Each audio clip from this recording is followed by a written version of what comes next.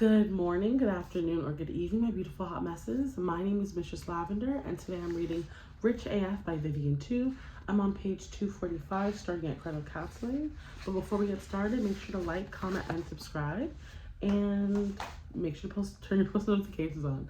Let's begin. Credit Counseling. A nonprofit credit counseling agency can help with your budget, debt management, and credit by setting you up with a personalized repayment plan, sometimes with lowered interest at no cost to you. Look for an agency that's a nonprofit and accredited by the National Foundation of Credit Counseling. The upside is that you get organization, accountability, and help. The downside, you'll probably have to give up credit cards entirely for as long as you're in the program, and you have to be super on top of your payments. Miss one, and lenders might revoke those waived fees and lower interest rates. Balance transfer. This is basically the credit card version of debt consolidation. You bundle up all your credit card balances together and transfer it over to a new credit card with a limited time interest rate of 0%. You'll have to have a good credit score to qualify though, and you have to be prepared to pay off fast.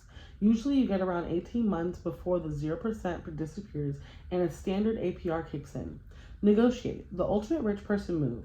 Call up your CC company and ask them to give you more favorable terms. You'll have the most success with cards you've had the longest, and where you've been the most reliable about paying your bill. Depends on what you can pay off now and where you're getting dinged the most on fees and interest. Your ask will be different, but here are for starters. Page 246. Will you waive my late payment fee as a one-time courtesy? Will you lower my interest rate? What about a temporary rate reduction for the next year? Can I skip and defer a payment this billing cycle with no penalty? Taxes and tax brackets. Vivian, how do I pay my taxes like a rich person? More like how do you not pay taxes like a rich person? I've talked a lot about how rich people loathe paying taxes, and it's still very true, but the sum total of rich people's knowledge about taxes does not start and end with taxes bad. In fact, there are lots more that most people should understand about how taxes work in order to truly navigate the IRS like a rich person. This section is going to break down how tax brackets work, what taxes are for, and how you can legally do everything in your power to minimize how much money you give away. Tax brackets. Most people do not understand how tax brackets in the United States work. Like, is it just me, or is everyone's Facebook full of people telling everyone to turn down raises and not take overtime because it'll bump them up into the next tax bracket and you'll end up paying it all to the government anyways? Good news, friends. The conspiracy theorist from your high school is wrong. You will never be worse off if you make more money.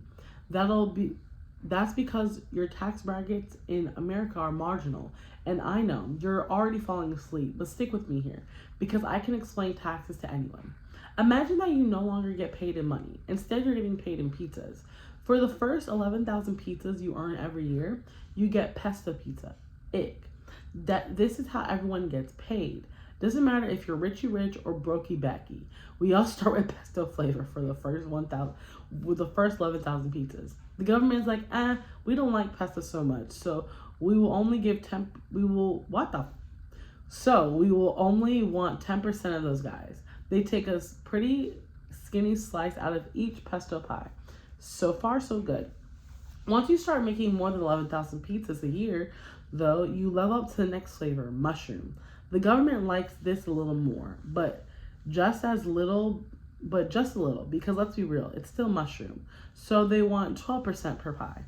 Now at this level, nobody has gotten any good pizza toppings yet because we all upgrade at the same thresholds. And unfortunately for Brokey Becky, that's it for her. She's not getting any other flavors because she's not earning any more pizzas for the year. This means that overall, the government's not taking too much of her pizzas because they're like, if all you got is pesto and mushroom, then we really only want to take the bare minimum. But you're still earning pizzas, and you hit the next level after about 45,000 pizzas. You start getting sausage. Now the government's like, yum, yes please. We want 22% of those bad boys. So they take a pretty thick slice of your sausage pizza, and they do that until You hit the next level at the 95,000 pizzas.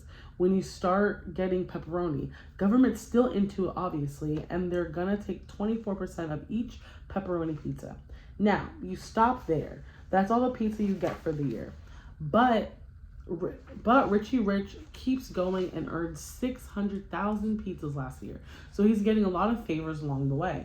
He's getting barbecue chicken, buffalo ranch, and even Hawaiian. Don't fight me on this. This is a hill I will willingly die on. The government loves those pizzas, so they'll be taking 32%, 35%, and 37% respectively of each. That's what marginal means. When you move into a higher tax bracket, you aren't suddenly giving away a bigger percentage of your pizza you got. You're only giving up more of the newest flavor. It doesn't suddenly mean you give up more of your total income. So when accountants or other financial pros ask, what's your tax bracket? What they really want is basically a rough indication of the max you'd ever give up in your top pizza flavor. Now, when people don't understand marginal taxes, like our pals on Facebook, they panic and make stupid decisions based on bad math. They see those tax brackets start at 10% and 12%, then take a big jump to 22% and 24%, and then they take a jump vastly again to 32%, 35%, 37%, and they want to freak out. Well, if I'm in between 24% and 32%, I'd rather earn less than stay in the 24% bracket, because then I take home more even if I earn less. They don't realize that they're only losing 20% of each pepperoni pizza because the government doesn't want that much pesto and mushroom or even sausage pizza.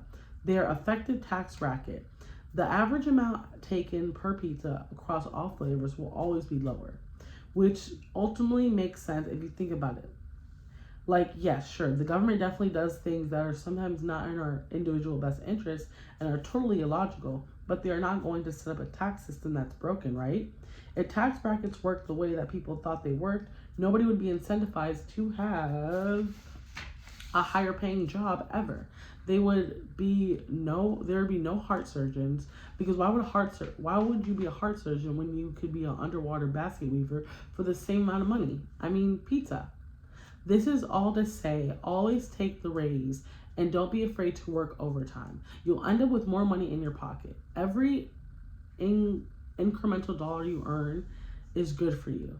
That said, you will see diminishing marginal returns, because past a certain point in your earnings, the government starts to take a bigger chunk, but only of the dollars earned above that threshold, not of every dollar. But your effective tax bracket, the percentage of your income you actually pay in taxes, is never going to be as high as your marginal tax rate. The tippy top percentage you're taxed at for some of your dollars.